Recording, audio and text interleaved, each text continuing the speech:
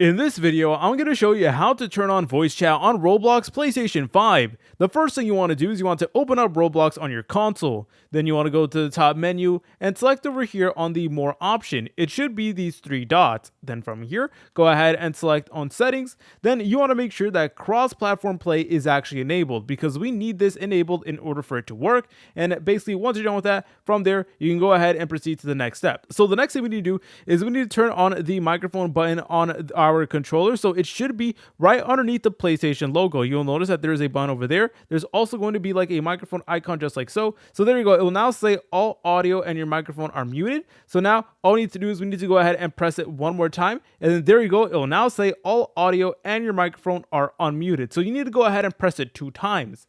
And now from here, you are able to go ahead and actually play a voice chat with you and all of your friends on Roblox. If you guys found this video helpful, make sure to leave a like and subscribe. I'll see you in the next tutorial.